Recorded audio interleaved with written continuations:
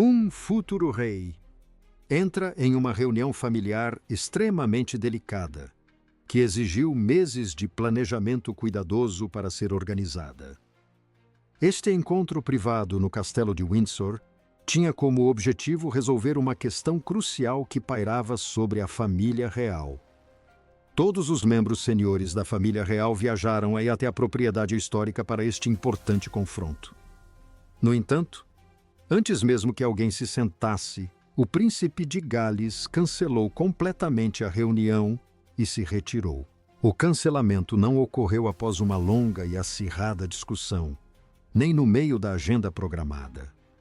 William encerrou a cúpula em menos de 60 segundos, antes mesmo do início das discussões.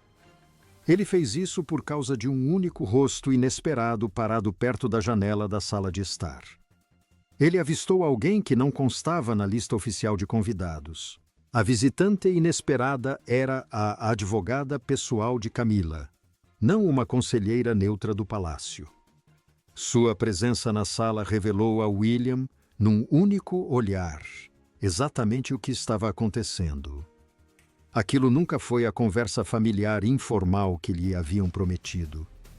Tratava-se de uma negociação jurídica estruturada, disfarçada de reunião informal entre parentes próximos. Para entender por que um único advogado pode detonar uma reunião de cúpula da realeza, precisamos examinar a estrutura. Nessa família peculiar, a palavra cúpula jamais é usada para descrever uma conversa casual e amigável. Trata-se de um evento raro, meticulosamente planejado, convocado apenas quando os canais normais falham completamente. Há um precedente histórico muito real e famoso exatamente para esse tipo de encontro crucial. Em janeiro de 2020, a família real realizou o que a mídia chamou de Cúpula de Sandringham. O rei Charles, o príncipe William, o príncipe Harry e a falecida rainha se reuniram em uma sala. Eles passaram horas discutindo os termos difíceis da saída da família real. Esse evento estabeleceu o modelo de como a família lidará com desafios existenciais. Quando se espalhou a notícia de que uma nova reunião de cúpula em Windsor estava sendo organizada, os membros da família entenderam o sinal. Algo de extrema importância estava prestes a ser decidido em relação à monarquia. Desta vez, o assunto urgente em pauta era o futuro da família, especificamente o que aconteceria após o fim do reinado de Charles. É preciso levar em consideração o delicado contexto médico para compreender essa urgência repentina. O rei Charles foi diagnosticado com câncer no início de 2024. Embora o rei tenha continuado com seus compromissos públicos durante o tratamento, o diagnóstico mudou tudo. Alterou completamente o clima emocional e o cronograma prático dentro da família real. Nada concentra uma família rica e poderosa com muito a perder como um relógio. A pressão nasceu da percepção silenciosa e profunda de que o tempo estava se esgotando. O local escolhido para este encontro crucial também foi uma decisão carregada de significado histórico. A família dispõe de vários palcos distintos que podem ser utilizados e cada um transmite uma mensagem diferente. Uma reunião em Clarence House representa o território pessoal de Charles, seu lar confortável. Mas o Castelo de Windsor é o antigo e emocional coração de toda a família real britânica. É um cenário impregnado por gerações de história privada e profundamente pessoal para os parentes.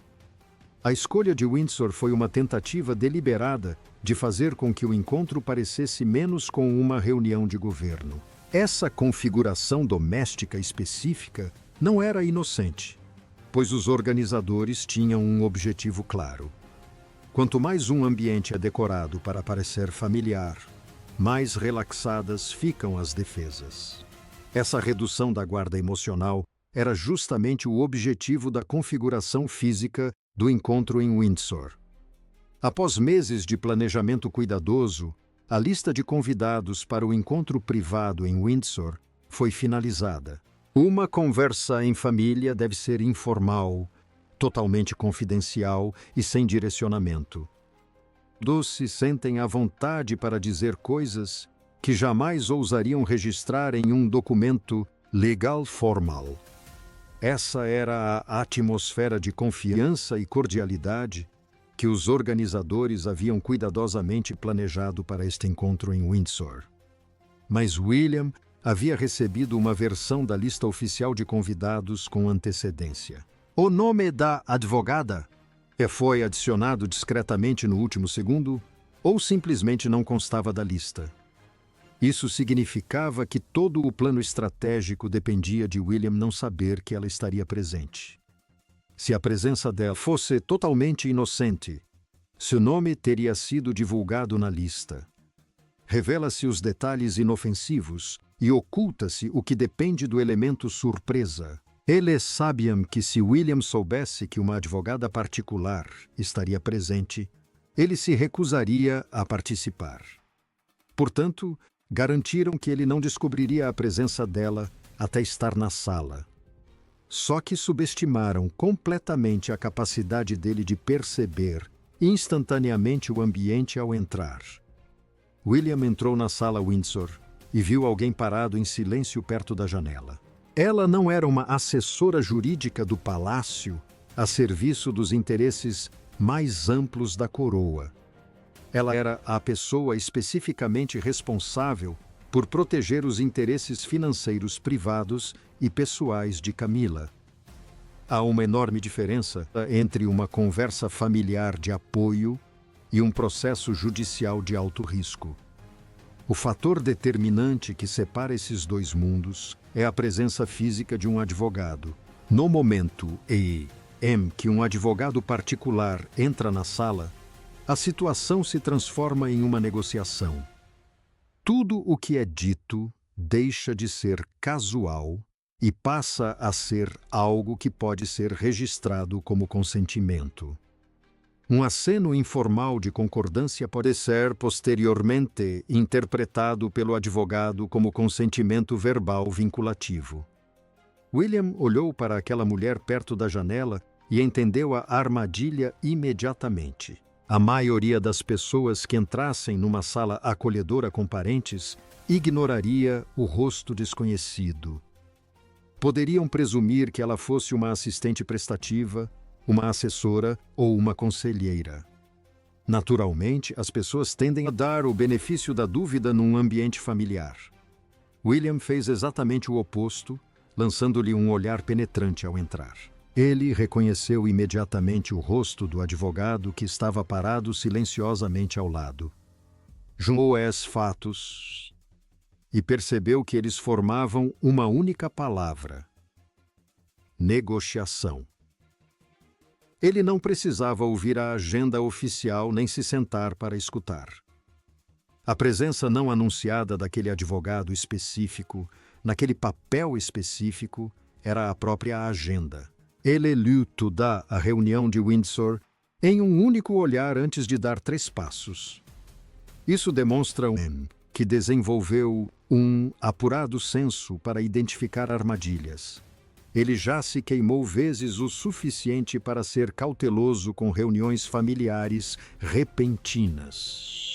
Sua suposição imediata e silenciosa foi de que estava sendo enganado pelo outro lado. Isso revela uma relação tão desgastada que a presença de um advogado soa como uma emboscada. Ele chegou a um ponto em que não consegue entrar na casa da própria família sem examinar o ambiente com o olhar. É uma forma solitária e extremamente defensiva de se viver o dia a dia. Mas essa é a realidade da dinâmica entre essas duas famílias reais atualmente. William percebeu algo crucial que a maioria dos observadores teria perdido completamente naquele momento. A verdadeira armadilha não estava nas palavras específicas que seriam ditas. A armadilha era a própria sala e a testemunha legal que ali se encontrava. Se ele se sentasse e começasse a conversar, Qualquer comentário sutil poderia ser interpretado como consentimento. Qualquer momento em que ele concordasse com uma sugestão seria registrado como concordância. A única maneira de derrotar uma armadilha construída em uma sala é recusar-se a entrar nela por completo. Ele não debateu, não argumentou, nem exigiu explicações públicas, dramáticas de ninguém. Simplesmente declarou que a reunião não prosseguiria, virou-se e saiu.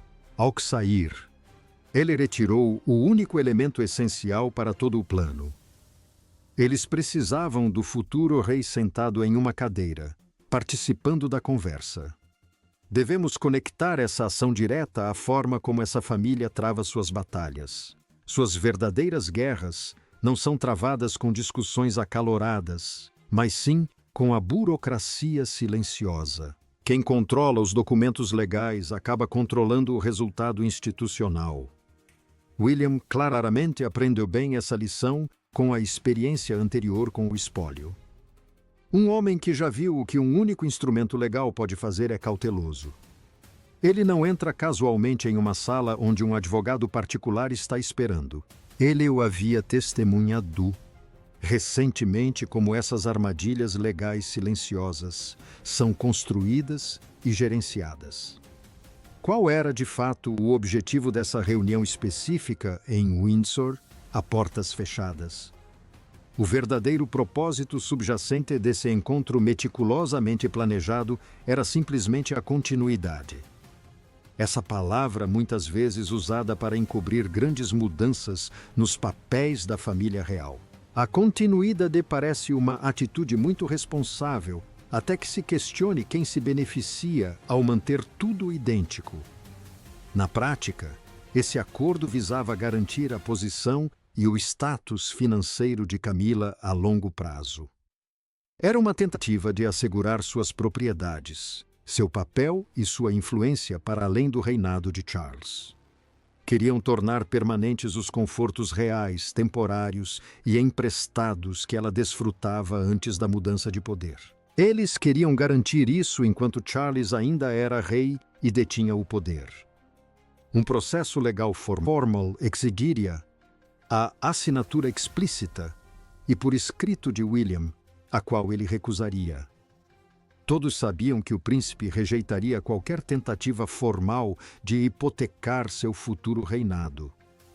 Mas uma reunião familiar calorosa e informal, com a presença discreta de um advogado, era diferente.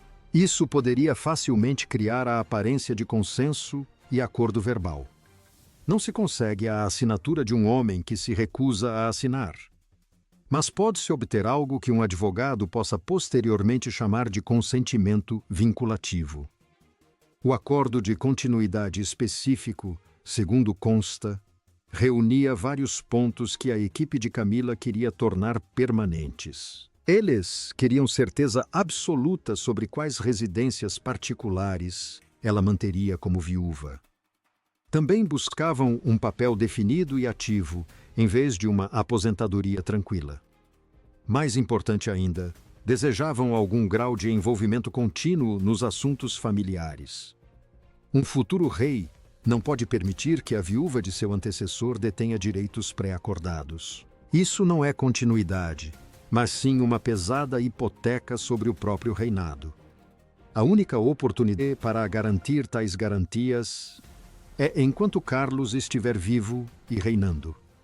Recusar o apoio do rei pareceria um filho sendo cruel com um pai doente. A estratégia era usar o tempo como pretexto para forçar a questão enquanto o rei ainda estivesse presente. Essa realidade altera completamente o ambiente acolhedor e familiar do encontro no castelo de Windsor. O local íntimo, o enquadramento da conversa familiar e a atmosfera relaxada não eram sinal de hospitalidade. Foram cuidadosamente planejados para baixar a guarda de William durante um momento familiar delicado. Esperavam que ele fizesse um comentário conciliador que o advogado de seu pai pudesse registrar. Eles não criaram um ambiente hostil porque precisavam desarmá-lo. Mas é aqui que devemos observar a trágica realidade da situação de Camila. Seu medo do futuro é profundamente real, prático e inteiramente humano.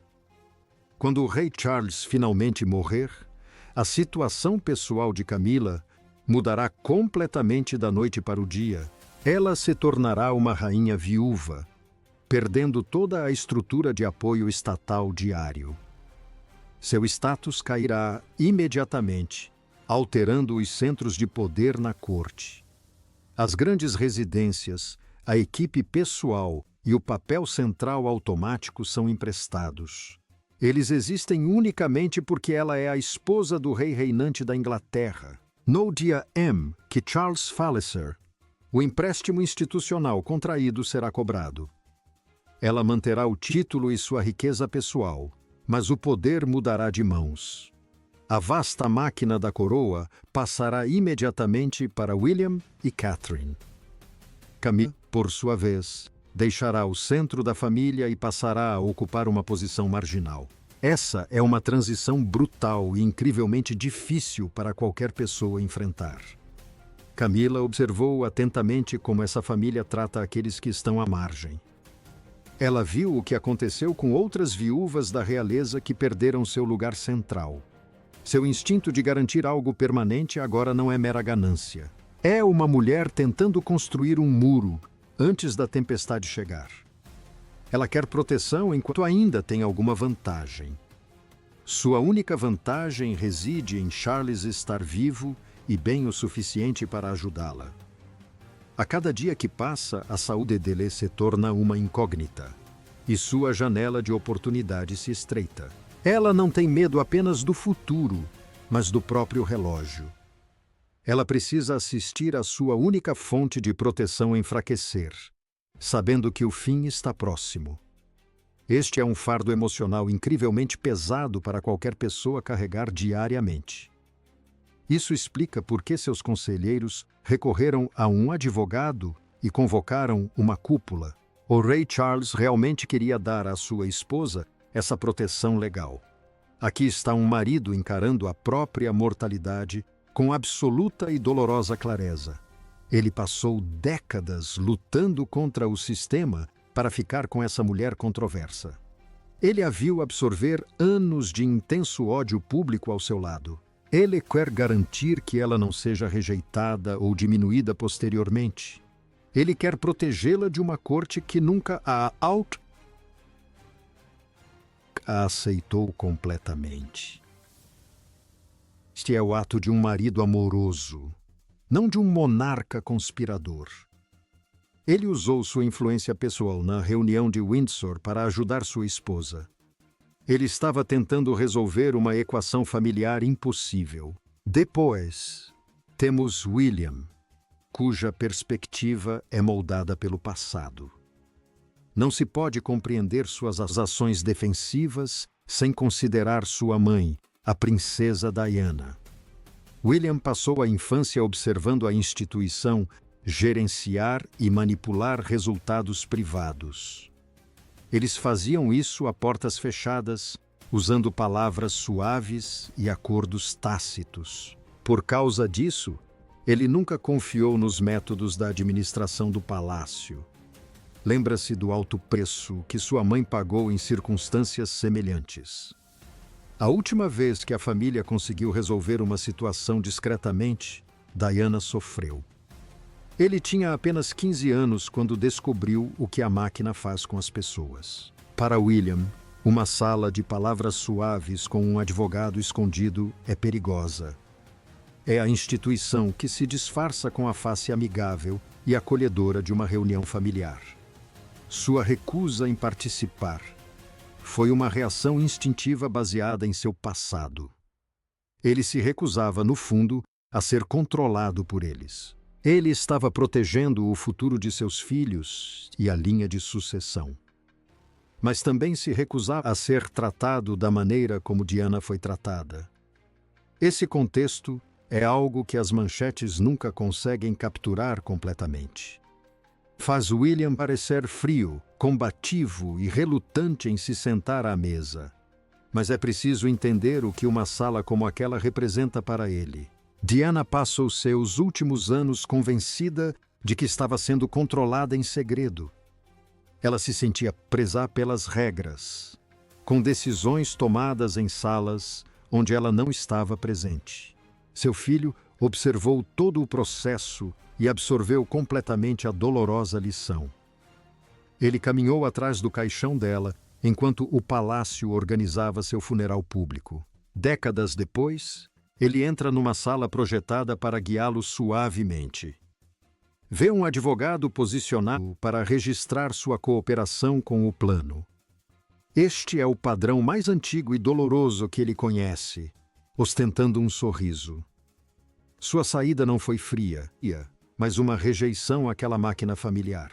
A intimidade do castelo de Windsor tinha o objetivo de dissipar seu ceticismo. Esperavam que o ambiente doméstico atingisse seu lado sentimental e o relaxasse. Mas, em vez disso, a situação atingiu um ponto completamente diferente, altamente defensivo. Em vez de pensar em família, sua mente reconheceu imediatamente a máquina institucional. O Calor, concebido para baixar sua guarda, na verdade a elevou mais do que nunca. Toda a estrutura da cúpula dependia de William não perceber a armadilha. Precisavam que ele se sentasse, relaxasse e deixasse a tarde o levar. Em vez disso, ele notou o advogado perto da janela em um único segundo. Os meses de planejamento ruíram porque ele optou por não se sentar. Não causou escândalo, nem acusou o pai publicamente. Simplesmente encerrou a reunião discretamente, antes mesmo que ela pudesse começar. Não deu ao advogado nenhuma prova ou registro. Negou a briga tão completamente quanto negou o acordo. Isso deixou Charles, Camila e o advogado em uma sala vazia. Não houve confronto para vazar, nem explosão para relatar. Havia apenas a compreensão silenciosa e devastadora de que William tinha visto o quadro. Ele provou que a jogada mais poderosa às vezes é negar-lhes o acesso à sala. Segundo relatos, houve uma conversa discreta e privada entre pai e filho depois. Charles não negou o objetivo da cúpula. Ele apresentou seus argumentos como um pai, tentando proteger sua esposa. William ouviu atentamente, explicando que entendia o medo e sentia certa compaixão. Mas ele afirmou que não se constrói certeza arquitetando um ambiente. Se houvesse uma conversa honesta a ser travada, ela deveria ser feita abertamente. Ele fechou a brecha que toda a cúpula havia sido planejada para explorar. A princesa Anne entendeu exatamente o que havia acontecido, mais rápido do que qualquer outra pessoa na casa real. Ela afirmou categoricamente que a presença de um advogado em uma reunião familiar nunca é um acidente. Confirmou que William tinha toda a razão em sair daquela sala.